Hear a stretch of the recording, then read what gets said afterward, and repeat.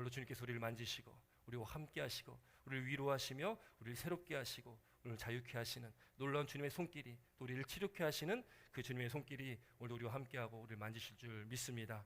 오늘 저와 여러분들에게 주시는 하나님의 말씀, 골로새서 3장 12절로 17절까지의 말씀입니다. 우리 한번 제목 한번 같이 읽습니다. 시작. 감사하는 자가 되라. 감사하는 자가 되라. 오늘도 이 말씀이 저와 여러분들에게 주시는 하나님의 말씀, 또 하나님의 음성으로 듣는 귀한 은혜가 있길 주 이름으로 축원합니다. 여러분, 오늘은 맥주 감사 주일입니다. 오늘 맥주 감사 주일로 특별히 예배를 드려지게 되는데, 여러분이 맥주 감사 주일은 성경에 보면은 구약 성경에 이스라엘의 3대 절기가 있습니다. 이스라엘 3대 절기라고 하면 유월절, 그다음 맥주절, 그다음에 수장절, 이렇게 3개가 됩니다. 이 유월절과 맥주절, 이 수장절은 추수감사주일이라기도 하고요. 이 맥주절은 또 오순절, 성령 강림절이라고도 합니다. 근데 성경에 나오는, 구약에 나오는 이 맥주절과 우리가 오늘 지키는 이 맥주감사절과는 다릅니다. 이름은 같은데 다르게 우리가 지켜집니다. 오늘 우리가 드리는 맥주감사주일은 지난번에도 말씀드렸듯이 메이드 인 코리아, 우리나라에서만 지키는 절기입니다. 그리고 11월 달에 가면 우리가 추수감사주일을 지키지 않습니까? 그 감사절은 미국에서 만들어진, 미국에서 유래된 감사절을 1년에 이렇게 2번을 우리는 감사절을 지키는 겁니다. 그래서 우리가 이 맥주감사주일에 대해서는 뭐 여러 가지 말들이 많습니다. 이거는 이제는 지키지 않아도 된다. 교회가 괜히 헌금 거두려고 또 절기 하나 만들었구나, 주일 만들었구나, 말 많습니다. 근데 여러분, 저는 이 맥주감사주일 또 11월 달에 있는 추수감사주일, 이 두 감사절기는 특별한 의미가 있다고 믿습니다. 하나님께서 이 절기를 우리 교회, 우리 한국교회에 주신 것은 감사해라, 감사하는 교회가 되라, 감사하는 성도가 되라 라고 주셨는 줄 믿습니다. 그래서 우리가 오늘 맥주감사주일은 7월 첫 번째 주일날 드려지는 것인데, 반년 지나온 6개월을 우리가 살아오면서 우리의 삶 가운데 역사하셨던 하나님의 은혜를 우리가 기억하는 날입니다. 우리가 생각하는 날이에요. 그 날을 우리가 기억하면서 하나님의 은혜에 감사하는 날입니다. 또 11월 달 되면 우리가 또 이 한 해를 보살펴 주시고 함께 하신 하나님께 감사하는 날이죠. 여러분, 특별히 뭐 감사절만 우리가 감사해야 되는 것은 아닙니다. 우리가 지난 6개월 동안 우리가 잘 하나님께 감사하며 살아왔냐? 우리가 우리 삶을 되돌아보는 것이죠.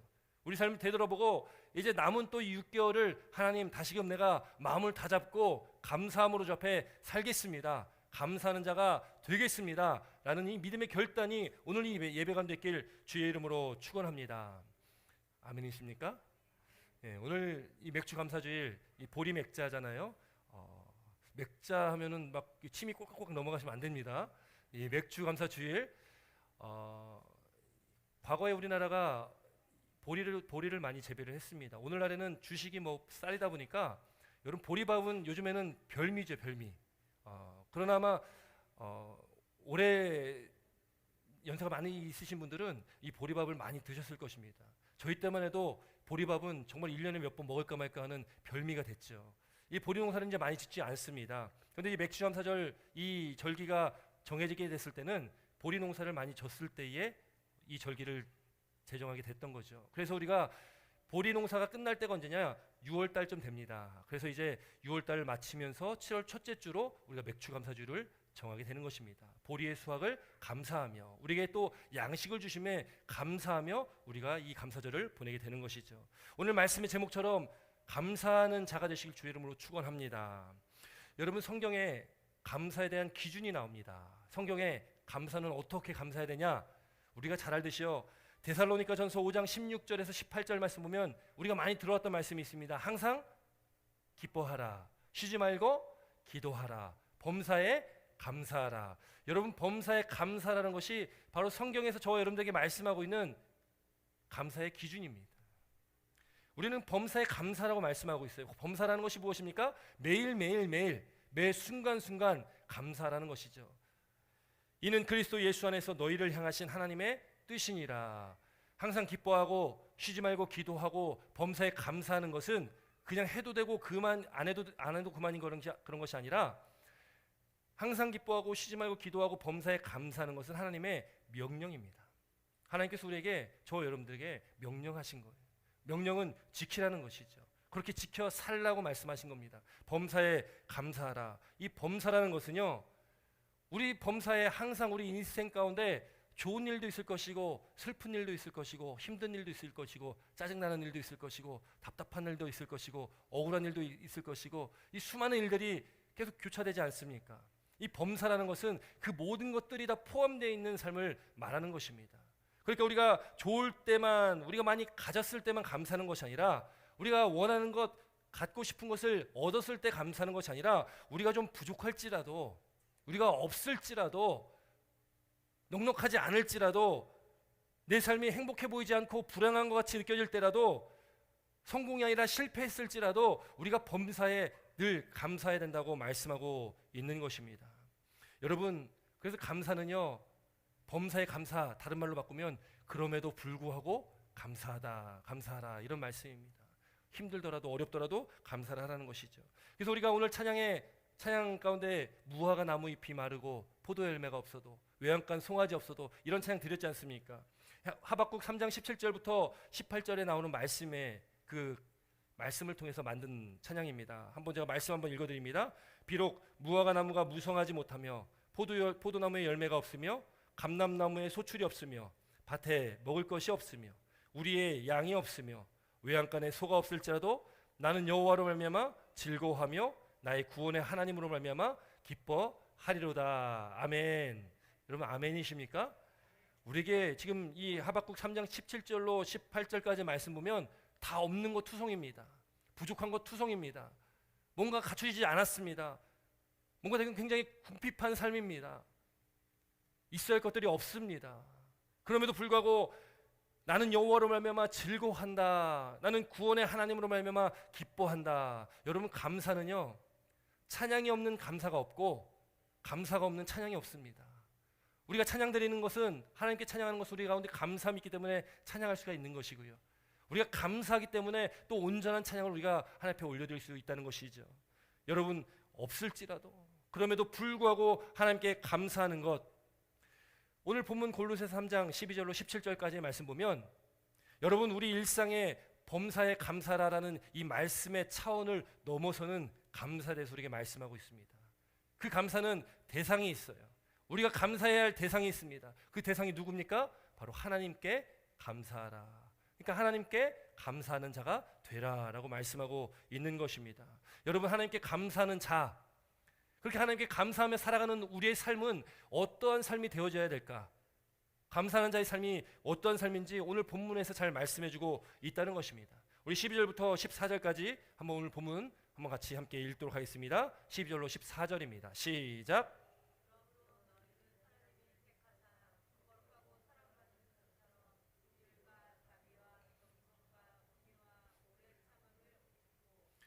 누가 누구에게 불만이 있거든 서로 용납하여 피차 용서하되 주께서 너희를 용서하신 것 같이 너희도 그리하고 이 모든 것 위에 사랑을 더하라. 이는 온전히 매는 띠니라. 아멘. 여러분 우리가 먼저 하나님께 감사하며 살아갈 때에, 여러분 오늘 12절 말씀 보면은 우리 감사하며 살아가야 할 저와 여러분들, 감사할 존재, 저와 여러분들이 어떠한 존재인지 우리의 정체성에 대해서 지금 말씀을 하고 있습니다.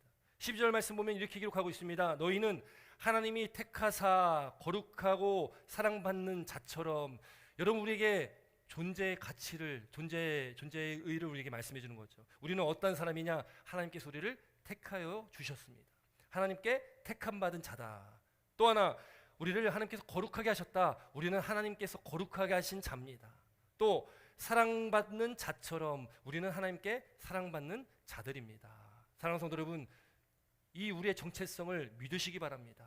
나는 하나님께 택한 사람이야. 나는 하나님께서 거룩하게 하신 사람이야. 나는 하나님께서 사랑하는 사람이야. 할렐루야. 할렐루야. 우리가 이 정체성을 가져야 된다는 것입니다. 우리가 이 정체성을 갖고, 그럼 우리가 하나님께 감사해야 할 우리가 어떻게 살아가야 되냐? 12절 말씀 보니까 5가지를 먼저 말씀하고 있습니다. 긍휼, 자비, 겸손, 온유, 오래 참음. 여러분 이 단어들 성경에서 많이 나오는 단어들이잖아요. 많이 들어왔던 단어들이잖아요. 근데 저는 이 단어들을 이렇게 보면 내가 이렇게 말씀처럼 살고 있을까? 여러분들은 어떠십니까? 긍휼히 여기며 살고 계십니까? 자비를 베풀며 살고 계십니까? 겸손하며 살고 계십니까? 또 온유하게 살고 계십니까? 오래 참으며 살고 계십니까? 이 질문 앞에 여러분 나는 그렇게 삽니다 하시는 분 계시면 손 한번 들어보시기 바랍니다. 아마 누구도 자신 있게 손들기가 참 쉽지 않을 것 같습니다. 저도 마찬가지입니다. 저도 제 인생을, 제 삶을 되돌아보면 이 말씀대로 살아가지 못하는 부분들이 너무나 많다는 것이죠. 하나님의 말씀의 거울 앞에 서면 제 자신이 너무나 초라해 보이고 제 자신이 너무나 부족해 보이고 너무 제 자신이 하나님 앞에 부끄러운 저의 모습을 발견하게 됩니다. 여러분 그것이 당연한 것입니다. 우리는 하나님 앞에 섰을 때에 하나님의 말씀에 대면할 때에 우리의 부족함을 늘 깨달아야 됩니다. 나의 연약함을 늘 발견해야 됩니다. 나의 부족함을 늘 깨달아야 됩니다. 나의 죄악됨을 늘 깨달아야 된다는 것이죠. 나는 내 스스로 살아갈 수 없는 존재다. 나는 죽은 존재인데 하나님께서 나를 구원하여 주셔서 내가 이 죽은 내가 하나님의 은혜로 다시 살게 되었다. 나는 그 은혜가, 그 믿음과 확신이 우리 가운데 있어야 된다는 것입니다. 그렇게 우리가 하나님께서 우리를 택하여 주시고 거룩하게 하여 주셨고 우리를 사랑하시는 그 하나님, 그 은혜 안에 우리가 하나님을 닮아가는 삶을 살아가는 겁니다. 이 긍휼, 자비, 겸손, 온유, 오래 참음, 이것은 곧 하나님의 성품과도 마찬가지인 겁니다. 예수님의 성품과도 마찬가지인 거예요. 우리 스스로가 이렇게 살아갈 수는 없지만 주님께서 나와 함께 하시면, 여러분이 5가지 말고 또 말합니다. 그 이후에 13절에 어떻게 말씀합니까? 서로 용납하고 용서해라. 여러분 용서의 삶이 쉽습니까? 어렵습니까? 굉장히 어렵습니다. 용서하기가 참 어려운 것이죠. 그런데 주님께서 말씀하시는 거예요. 용납하고 용서해라. 왜? 내가 너희를 용서했던 것처럼 예수님께서 우리를 용서하신 같이 너희도 서로 용서해라. 그걸 말씀하고 있는 것입니다. 그리고 마지막으로 오늘 14절 말씀에 이렇게 기록합니다. 이 모든 것 위에 사랑을 더하라. 사랑을 더하라. 이는 온전히 매는 띠니라. 여러분 우리가 입어야 할 옷이 있습니다. 우리가 성도로서 입어야 할 옷이 있다는 거죠. 여러분 우리가 옷을 입는다는 것, 사람이 어떤 옷을 입는다는 것은 그 사람의 어떤 존재적인 가치를 드러내는 것입니다. 어떤 직분도 나타낼 수가 있고요. 사회적인 위치, 그런 것들을 우리가 옷 입는 걸 통해서 나타낼 수가 있는 것이죠. 여러분 오늘 주일 예배에 주 앞에 예배드리기 위해서 우리가 잘 입고 또 화장도 하시고 예쁘게 이렇게 오셨지 않습니까? 여러분 우리가 옷 입는다는 것은 우리가 우리의 존재를 나타내는 것인데, 그럼 우리가 어떤 옷을 입어야 되냐는 것이죠. 저도 이제 목회자니까 정장을 많이 입지 않습니까? 아니면 뭐 이 정장 바지에 와이셔츠를 많이 입고 넥타이도 많이 매지 않습니까? 근데 이렇게 입다가 뭐 운동복이나 이런 것들을 입으면 굉장히 몸이 편해집니다. 정장 입었을 때랑 그냥 평상복 입었을 때와는 뭔가 좀 행동에 조금 조심성이 더 있어지는 거죠. 여러분 한국 남자들, 군대 갔다 오신 분들이 아마 있으신데 한국 남자들의 이 특별한 심리가 있습니다. 군대 딱 입대를 하면은요, 처음에 입대를 하면 옷을 이 사회에서 우리가 일반적으로 입었던 옷을 입고 들어가잖아요. 그렇게 훈련소에 들어가면은 바로 하는 것이 뭐냐면 이제 이 옷을 다 벗습니다. 다 벗고 그것을 박스에 포장해가지고 집으로 보냅니다. 그럼 이제 부모님은 그 소포를 풀으면서 이제 눈물을 뚝뚝뚝 흘리시는 거죠. 그 사회에서 입던 옷을 다 벗고서 그 다음에 이제 군대에서 주는 속옷부터 시작해가지고 양말, 넌닝, 뭐 다 군복까지 다 군에서 주는 옷을 다 입게 됩니다. 여러분 놀라운 사건이 있습니다. 밖에서 그렇게 잘나고 예쁘고 잘생기고 했던 사람들이요, 머리 깎아놓고 군복 입으면 다 똑같아 보입니다. 그런데 여러분 군대를 전역하고서 제대를 하고서 예비군이라는 게 있지 않습니까? 예비군. 그러니까 사회생활을 하다가 예비군을 한 5년 동안인가 막 이렇게 하는데, 예비군을 훈련을 받을 때가 돼가지고 이제 몇 년 만에 안 입던 군복을 이제 입지 않습니까? 군복을 입고 모자를 쓰고 전투화를 신고 예비군 훈련장 가면은 또 다 똑같아져요. 그리고 그렇게 사회에서는 얌전하고 정장에 아주 깔끔하게 입고 이렇게 살아갔던 사람들이 군복만 입으면 이상해집니다. 말도 되게 거칠어지기도 하고, 그 전에 그렇게 살지 않았던 것 같은데 군복만 입으면 좀 이렇게 삶에 이렇게 행동하는 것들이 좀 변화가 된다는 거죠. 우리가 어떤 옷을 입냐는 그만큼 중요하다는 것입니다. 그렇다면 우리가 성도로서 입어야 할 옷이 어떤 옷일까? 무슨 옷일까? 로마서 13장 14절에 이렇게 기록합니다. 오직 주 예수 그리스도로 옷 입고. 여러분 우리가 성도가 입어야 할 옷은 예수 그리스도의 옷임을 믿으시기 바랍니다. 예수 그리스도의 옷 입을 입고 우리가 정욕을 위하여 육신의 일을 도모하지 말라라는 것입니다. 예수 그리스도의 옷이 무엇입니까? 오늘 12절에 말씀하고 있는 긍휼과 자비와 겸손과 온유와 오래 참음, 이것을 옷을 입으라 지금 말씀을 하고 있는데, 바로 그것이 예수 그리스도로 옷을 입는 겁니다. 예수 그리스도로 옷을 입으면 그 예수님의 성품이 나에게도 나타나기 시작하는 겁니다. 우리가 인간적으로는 나타낼 수 없는 저런 긍휼과 자비와 겸손과 온유와 오래 참음이지만, 예수님께서 나와 함께 하시면, 내 안에 성령께서 함께 하시면 성령의 열매가 맺혀지게 된다는 것을 믿으시기 바랍니다. 여러분, 그 성령의 9가지 열매, 갈라디아서 5장에 기록되어 있죠. 성령의 9가지 열매가 있는데, 사랑과 희락과 화평과 오래 참음과 자비와 양성과 충성과 온유와 절제니, 이 9가지 열매예요. 이 5가지가 다 포함이 됩니다. 또 이 5가지의 용서를 말씀했죠. 용서에 그 다음에 마지막 사랑으로 띠를 띠라는 겁니다. 여러분, 이스라엘 사람들은요, 우리와 같은 이런 옷이 아니라 큰 천을 두릅니다. 그럼 이 끈이 없으면 어떻게 되겠습니까? 이 묶지 못하면은 이 옷 역할을 하지 못하게 되는 거죠. 여러분, 우리가 한국에서 남자분들은 이 그 한복 바지 입어 보셨잖아요. 이 바지 통을 왜 이렇게 크게 만드는지 이해가 좀 잘 안 됩니다. 바지를 끈으로 묶지 않으면 어떻게 됩니까? 저도 어렸을 때 한복을 이렇게 입으면 이게 풀려가지고 바지가 쑥 내려가는 경우가 있어요. 너무 통이 커가지고. 여러분이 끈이 없으면, 매지 못하면 풀어 헤쳐지는 거죠. 이 모든 성령의 열매를 묶는 것이 사랑이다. 사랑이다. 이 성령의 9가지 열매를 보면 사랑과로 시작합니다. 사랑이 중요하기 때문에 우리에게 사랑이 있어야 되는 거죠. 용서도 사랑에서 용서가 나타나는 겁니다. 하나님께서 우리를 사랑하셨기 때문에 우리 죄 가운데서 우리를 용서해 주신 하나님이시라는 것을 믿으시기 바랍니다. 그래서 하나님께서는 우리에게 그 성도의 옷, 바로 예수 그리스도의 옷을 입어라. 그렇게 하나님의 택하시고 거룩하게 또 사랑받는 자, 그럼 우리는 어떤 삶을 살아가야 되냐, 어떻게 감사를 해야 되냐? 우리 15절 말씀 한번 같이 읽습니다. 15절 16절입니다 15절 16절 함께 읽습니다. 시작.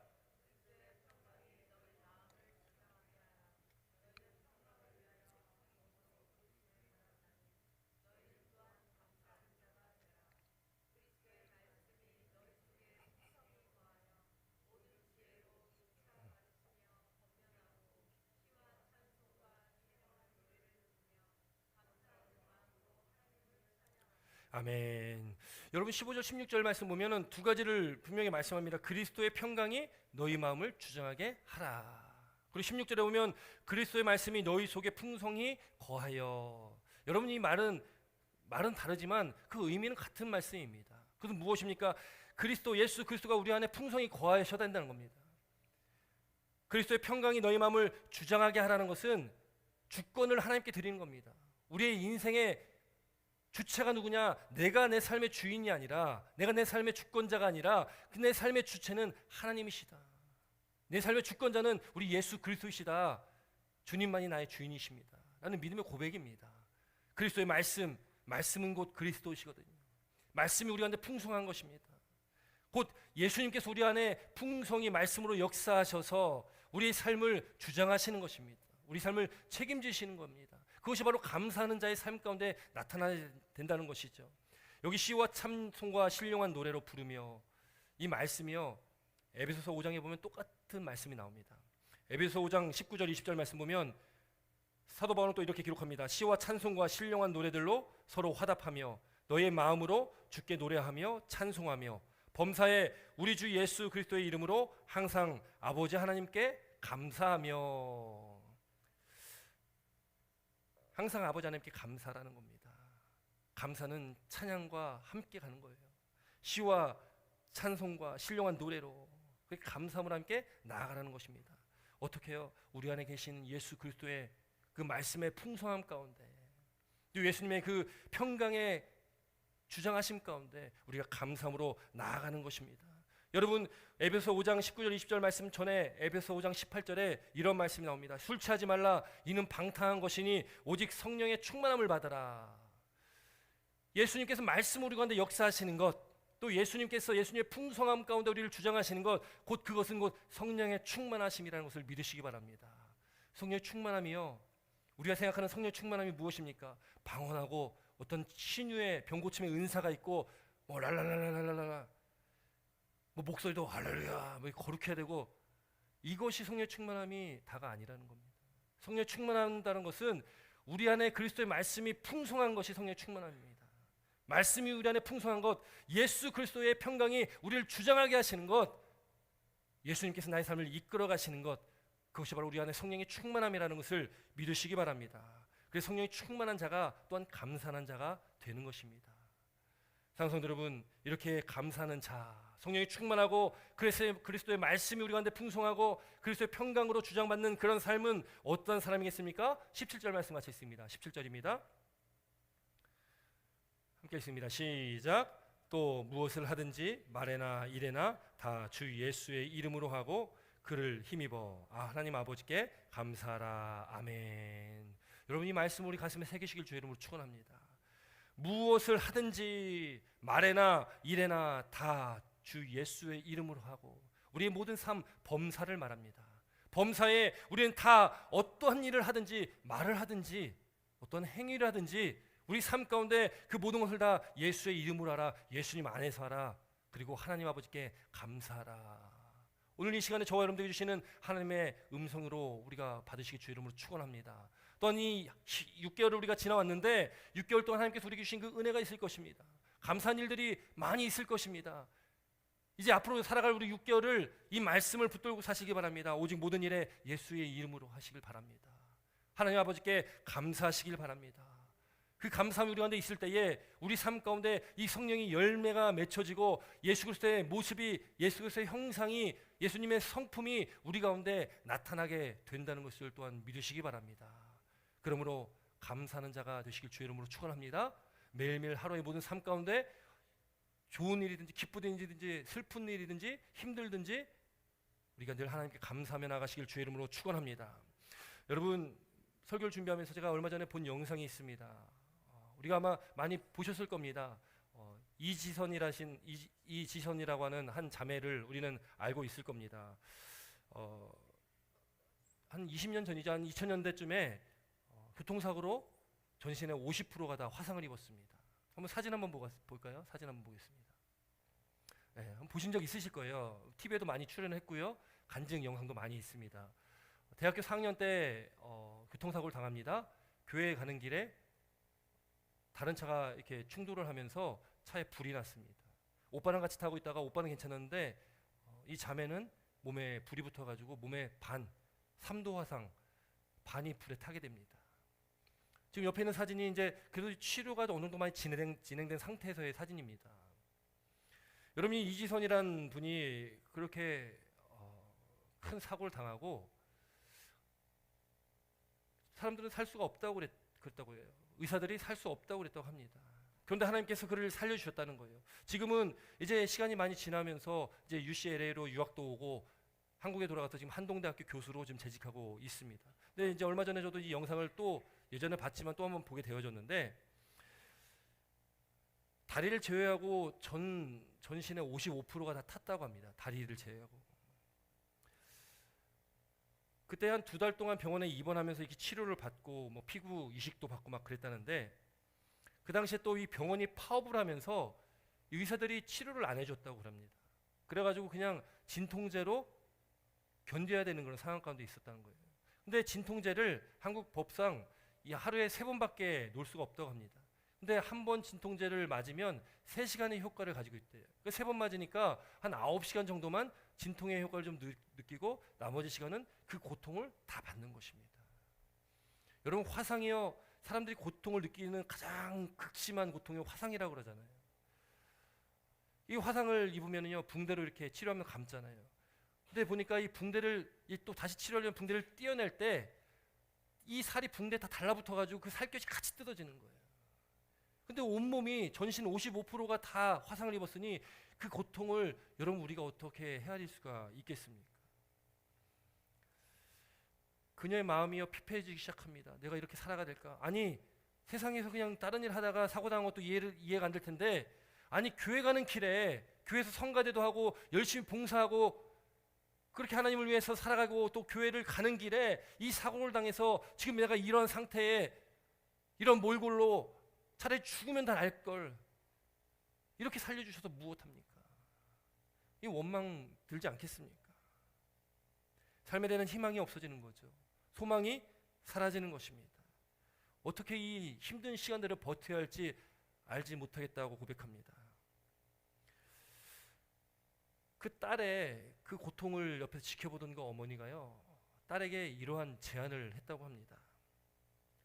우리 눈에 보이는 것들이 점점 나빠지고 또 우리 앞에 지금 처한 현실이 암울하고 정말 보이지 않는 답답한 어두운 그 시간 가운데 우리가 한 가지씩만, 하루에 한 가지씩만, 감사한 제목 하나씩만 우리가 얘기하자. 감사한 것 하나씩만 찾아보자. 그러니까 어머니가 이런 제안을 했다고 합니다. 그 제안을 이 자매가 받아들이고 하루에 한 가지씩만 감사한 걸 찾기 시작했다는 겁니다. 여러분 아무리 보십시오. 몸이 그렇게 다 탔는데 감사할 게 뭐 있겠습니까? 얼굴이 다 망가졌는데 감사할 게 뭐 있겠습니까? 어떻게 이 세상을 살아갈 수가 있겠습니까? 근데 그 가중에 엄마의 제안대로 감사할 것을 찾는데 지금 손가락 보면은 손가락이 마디가 잘려나갔습니다. 그 다음 사진 한번 볼까요? 예, 제일 최근 사진인데요. 손가락이 지금 마디가 한 마디씩 정도가 없는 겁니다. 그 감사함을 찾을 때에 이런 감사를 했습니다. 다친 손이지만 손가락을 잡아 밥을 먹을 수 있는 게 감사했다. 한 마디씩 잘려나갔는데 그 짧은 손가락이라도 있어가지고 밥을 먹을 수 있는 것만 해도 감사했다는 거예요. 단추를 잠글 수 있는 손가락이 있어서 감사했다. 발은 하나도 다치지 않아서 걸어 다닐 수가 있고 씻을 수 있는 발이 있어서 감사했다. 여러분, 감사의 조건이 될 수가 있습니까? 그럼에도 불구하고 이 자매가 그것에 대해서 감사했다는 것입니다. 억지로라도 그렇게 감사함을 찾았다는 것입니다. 찾으니까 그 마음 가운데 감사가 생기면서 그 삶에 희망이 생기고 삶에 소망이 생기기 시작합니다. 그 전에는 사고당한 이후에 하나님께서 안 계신 것 같고 하나님께서 나를 버리신 것 같이 느꼈는데 내가 감사의 조건들을 하나씩 하나씩 찾다 보니까 하나님 날 사랑하시는구나, 여전히 나와 함께 하시는구나, 그것을 깨닫게 되었다는 것입니다. 그녀는 이렇게 고백합니다. 감사거리를 찾는 것은 광야에서 이스라엘 백성들이 아침마다 내려주신 만나를 찾는 것과 같습니다. 이스라엘 백성들이 광야의 길을 40년 걸을 때에 하나님께서 그들에게 매일매일 만나를 내려주셨습니다. 여러분, 만나는 매일 내려주셨는데 그걸 매일 아침 집 문 밖을 나가면은 뭐가 있는 거예요?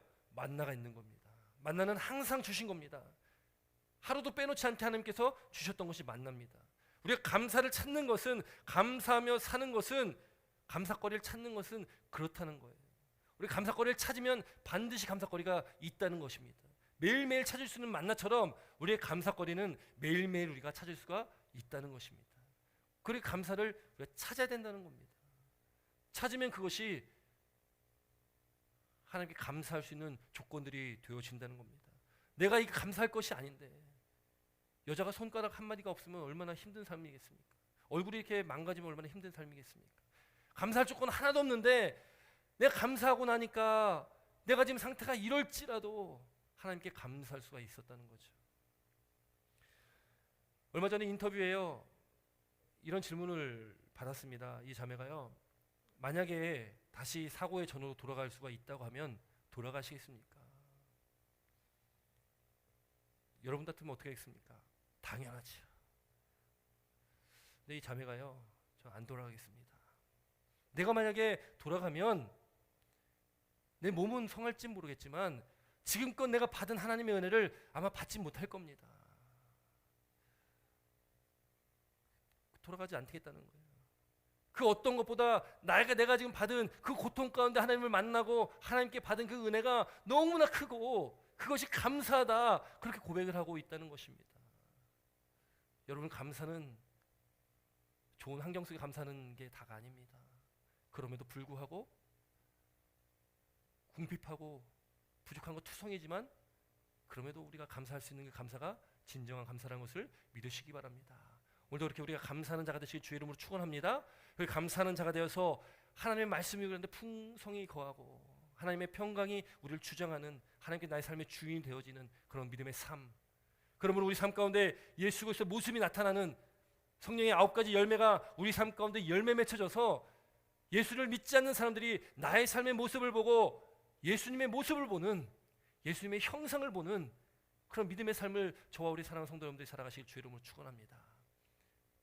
앞으로의 이 반년의 삶, 또 앞으로 우리가 살아갈 호흡 있는 그날까지의 우리 삶 속에 늘 감사가 끊이지 않는, 날마다 아침마다 찾았던 그 만나처럼 늘 감사의 거리를 찾아서 하나님 앞에 감사와 찬양을 올려드리는 믿음의 복된 삶이 되시기를 주의 이름으로 축원합니다. 기도드리겠습니다.